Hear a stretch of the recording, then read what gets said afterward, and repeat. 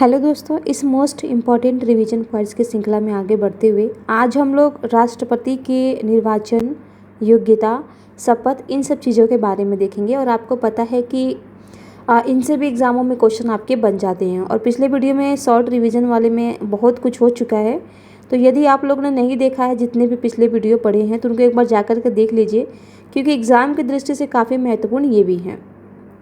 तो देखते हैं यहाँ पे इन सब का पीडीएफ आपको एक ही साथ डाल दिया जाएगा। हालांकि मैं शॉर्ट वीडियो में बनाती थी, लेकिन कुछ बच्चों का कमेंट्स आया कि आप जो शॉर्ट रिवीजन वाला पीडीएफ है उसी में बनाइए, कोई भी चीज़ बताइए। तो इसलिए मैं यहाँ पर बना रही हूँ।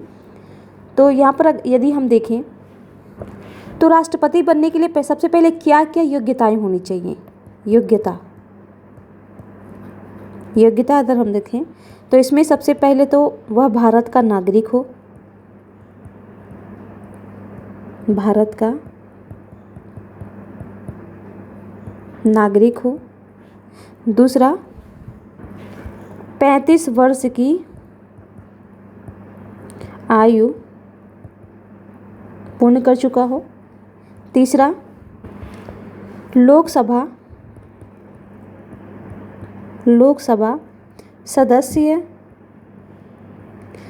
निर्वाचित होने की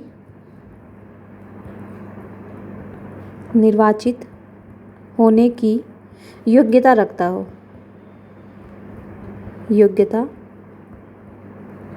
हो। और चौथा, किसी लाभ के पद पे ना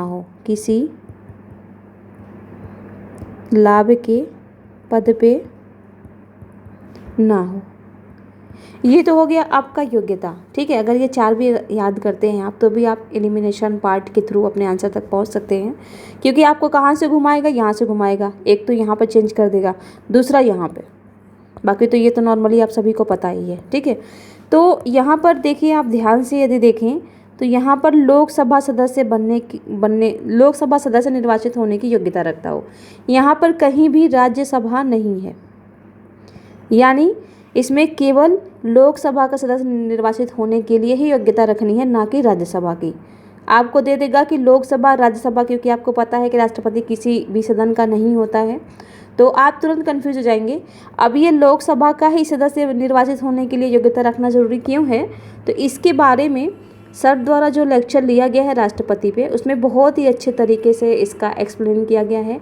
साथ ही जो चुनाव होता है आनुपातिक प्रतिनिधि एकल संक्रमणीय पद्धति के अनुसार, उसके बारे में भी काफ़ी सारी चीज़ें आपको सर के द्वारा वहाँ पर बाय एग्जाम्पल बताई गई हैं। और वो इतना लंबा एग्जाम्पल है, ठीक है, बहुत अच्छे तरीके से 3-4 तरीके से बताया गया है कि चुनाव कैसे कैसे होता है। ठीक है, क्या कैसे निर्धारित होता है, क्योंकि 1, 2, 3, 4 करके ये जो वरीयता क्रम होता है, इसके अनुसार वो करते हैं लोग, अपने चॉइस के अनुसार देते हैं कि फर्स्ट पे किसको रखेंगे, सेकंड पे किसको रखेंगे, इस तरीके से। तो उन सब चीज़ों के बारे में बहुत ही अच्छे तरीके से सर द्वारा राष्ट्रपति वाले वीडियो में बताया गया है। तो यदि आपने नहीं देखा है, तब एग्ज़ाम नज़दीक है, खुद से पढ़ने से अच्छा है कि आप एक बार जा करके देख लीजिए। 1.5 पे 2 पे करके आप आराम से सुन सकते हैं। और 1 घंटे की वीडियो तो आधे घंटे में खाना खाते खाते भी आप सुनते याद कर लेंगे। ठीक है, अब तो हो गया ये योग्यता। अब देखते हैं निर्वाचन कैसे होता है। या पहले योग्यता से, ये तो योग्यता हो गया, उसके बाद से क्या करना होगा, तो नामांकन करवाना होगा राष्ट्रपति के चुनाव हेतु। तो नामांकन जब वो करवाएगा, तो उसके पास 50 प्रस्तावक और 50 अनुमोदक होने चाहिए।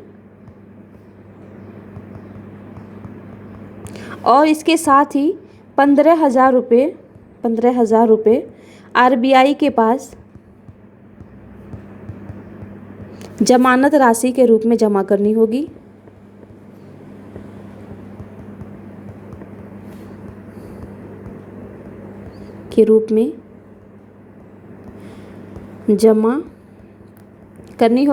ठीक है, और यदि ये जो उम्मीदवार हैं वे लोग वोटिंग करेंगे। ठीक है, और इस वोटिंग में यदि मैं पूरा यहाँ पर लिख देती हूँ, यदि उम्मीदवार द्वारा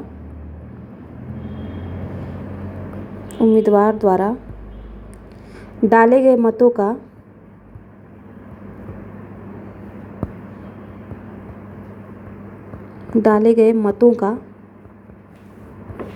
एक बटा छः, ध्यान रखेंगे कितना, 1/6 भाग प्राप्त करने में, 1/6 भाग मत प्राप्त करने में असफल रहता है,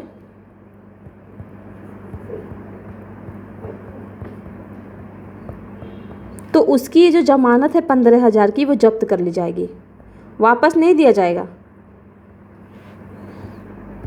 उसकी जमानत जब्त कर ली जाएगी।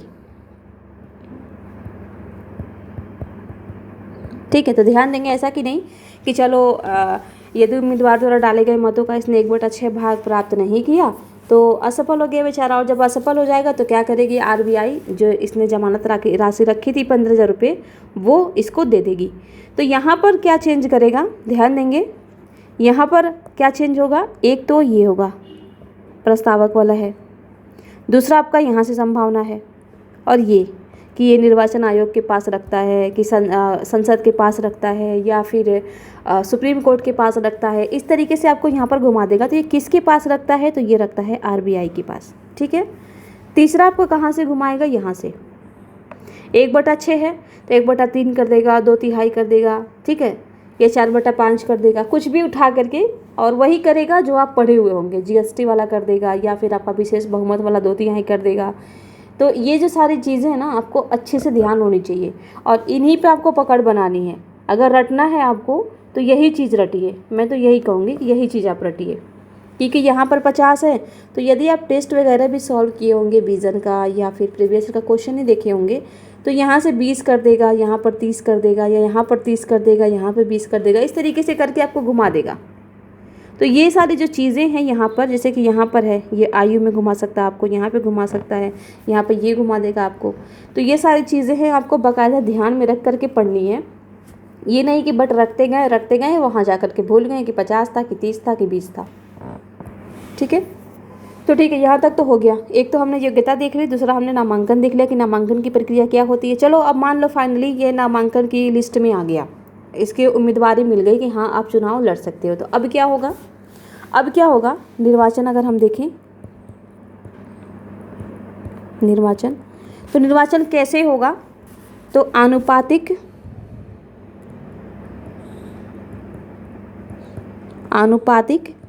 प्रतिनिधित्व के अनुसार एकल संक्रमणीय मत और गुप्त मतदान के द्वारा चुनाव, ये कह सकते हैं निर्वाचन कराया जाता। यदि मैं इसको लेकर के बैठूँ तो 20 मिनट इसी में लग जाएगा आपको समझाने में। ठीक है, तो इसलिए वीडियो बहुत लंबी हो जाएगी, क्योंकि ये शॉर्ट वीडियो है, तो इसको हम 10-12 मिनट ज़्यादा नहीं रखेंगे। बाकी ये जो सारी चीज़ें हैं आपको सर के द्वारा बहुत अच्छे तरीके से बताए गए। मैं फिर आपको बता रही हूँ कि ये जो एकल संक्रमणीय मत है ये क्या है, आनुपातिक प्रतिनिधित्व प्रणाली क्या है, ये सारी चीज़ें बहुत ही अच्छे तरीके से सर के द्वारा बताई गई हैं। तो ये चीज़ें आप ध्यान रखेंगे। चलिए, अब तो हो गया, ये तरीका है कि इसके थ्रू जो है निर्वाचन होगा। अब देखते हैं कि कौन मत दे सकता है राष्ट्रपति के निर्वाचन में। यहाँ से भी आपका क्वेश्चन पूछता है, अगर आप PIQ उठा करके देखेंगे यूपीएससी का ही, तो उसमें पूछा हुआ है कि राष्ट्रपति के निर्वाचन में कौन कौन से लोग भाग लेते हैं, और ये बहुत ही बढ़िया तरीके से घुमा करके पूछा। यदि आप यहाँ नहीं पढ़े रहेंगे तो वहाँ जा करके कन्फ्यूज रहेंगे। तो देखते हैं इसमें, तो सबसे पहले कौन लेते हैं, संसद के पहले पे रखते हैं, संसद के दोनों सदनों के निर्वाचित सदस्य, ध्यान रखेंगे निर्वाचित सदस्य, ऐसा नहीं कि संसद के दोनों सदनों के सभी सदस्य, ध्यान देंगे यहाँ पर केवल निर्वाचित हैं। ठीक है, केवल निर्वाचित हैं। दूसरे नंबर पे कौन आएंगे, तो राज्य विधानसभा के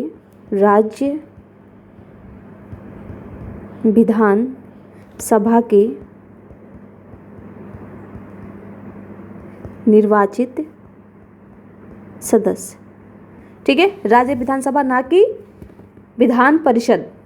इसमें ध्यान देंगे, विधान परिषद जो होते हैं, विधान परिषद वो इसके निर्वाचन में भाग नहीं लेते हैं, ये ध्यान रखिएगा। यहाँ पर क्या कर देगा, इसे भी डाल देगा कि जो विधान परिषद हैं इनके भी लोग राष्ट्रपति के निर्वाचन में भाग लेते हैं। तो ऐसा नहीं है, ना तो विधान परिषद के लोग लेते हैं और ना ही मनोनीत सदस्य जो होते हैं, मनोनीत सदस्य वे भाग लेते हैं। तो इन दोनों चीज़ों का आप विशेष करके ध्यान में रखेंगे। अब तीसरे पे आते हैं, तो केंद्र शासित प्रदेश यानी यूटीएस, केंद्र शासित प्रदेश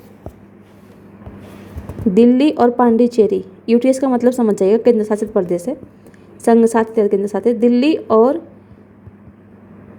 पांडिचेरी,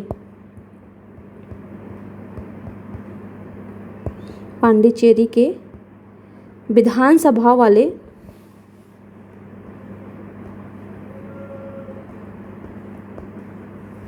दिल्ली पांडिचेरी विधानसभा वाले निर्वाचित सदस्य,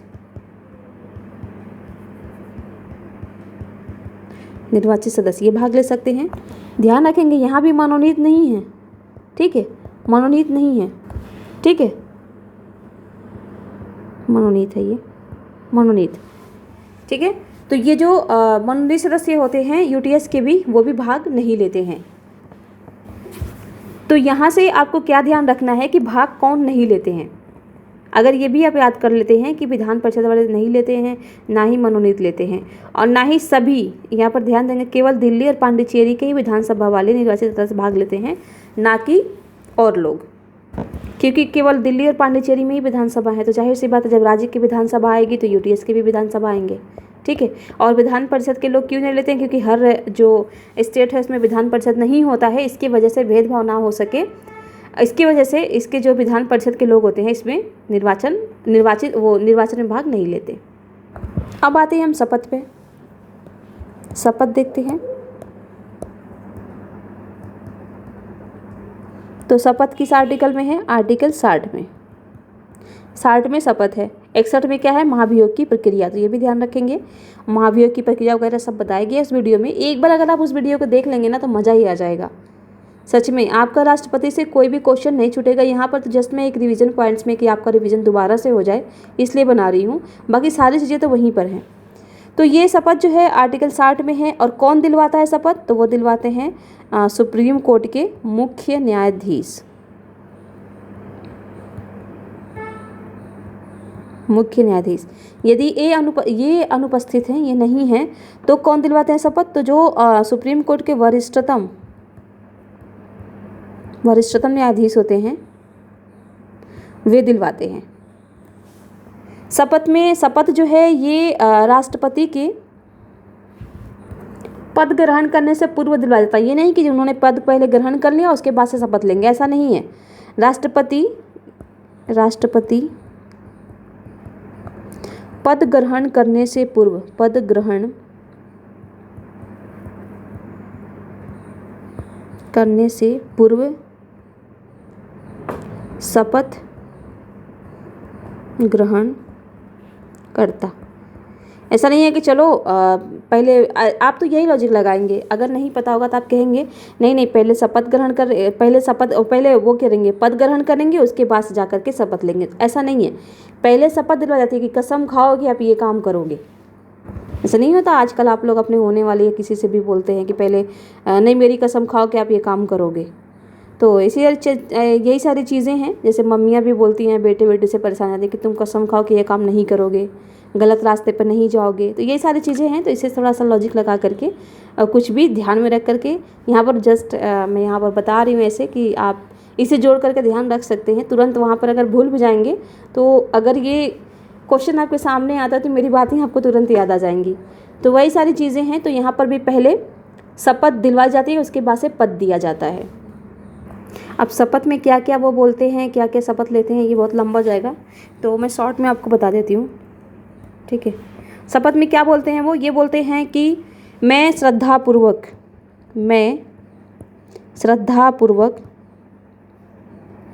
श्रद्धापूर्वक राष्ट्रपति पद का